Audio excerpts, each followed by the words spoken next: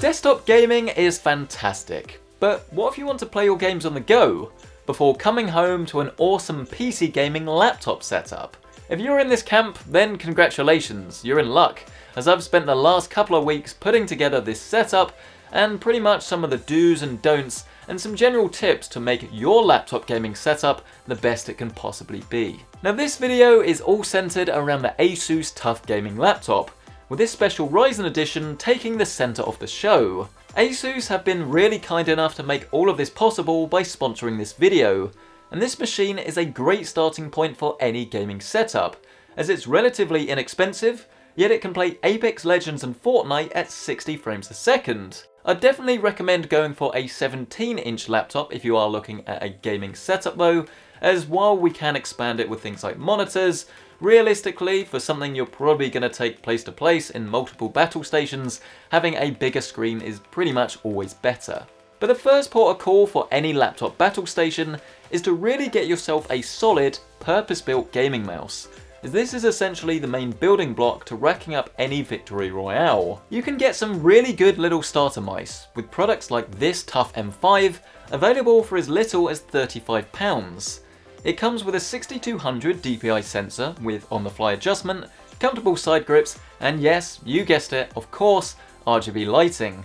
But it's always worth investing in the best possible mouse that you can afford, however, and I've recently become really attached, or I suppose completely unattached, to wireless gaming mice. The one I have here is the flagship ROG Gladius II, which benefits from top-tier tracking performance, and of course zero risk of any cable kinks. It's also a lot easier to actually take a wireless mouse with you, as every single time you reset up you're not going to need to worry about any of those cables, and you can actually leave the receiver plugged straight into the notebook and then save yourself a few minutes every single time you're in a new location. Try to make the investment of a good mouse mat too, as while any old thing from Disneyland is probably going to do the job, if you get yourself a super-sized gaming mat, it is going to feel a whole lot smoother, and it really will actually help to improve the aesthetics of your overall look and setup. And while we're on the topic of visuals, my favourite way to add a splash of colour to your setup is to invest in a centerpiece lamp and then fill it with an RGB light bulb, as this will not only allow you to control the mood of your lighting, but it adds some real interest to your gaming space. I actually started out by using LIFX Mini, as you can just buy one bulb and you don't need any form of hub, but there is actually Asus Aurora integration if you look at Philips Hue, so while you will need to buy a little bit more expensive kit, it might actually be worth it in the long run. If you really do want to go big though and this isn't enough, then you can expand into light synced LED strips or something way more impressive and striking, like maybe Lifx Tile or Nanoleaf Aurora. But we are definitely getting ahead of ourselves here, because while visuals is very important, after a mouse, I would say that a gaming headset is vital. There's actually a great deal of fantastic gaming headsets out there for very little money, so finding one that suits your individual needs needn't actually be too difficult. You're after something that's comfortable over long periods of time, has detailed and powerful audio quality, in addition to a clear and concise microphone. But if you already have a marvellous pair of over-ear headphones that you really don't want to give up, then you don't have to,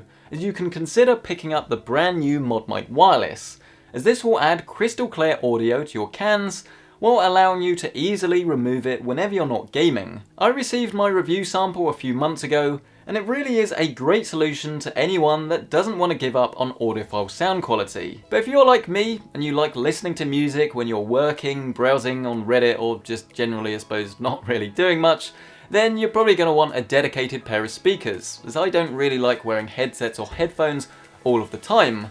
And while they're not perfect, I still quite like Logitech's G560 light sync speakers. And you can think of these as almost a hybrid speaker lighting audio system, as the 2.1 set creates a really powerful sound that's fantastic for bassy beats and first-person shoot-em-ups alike.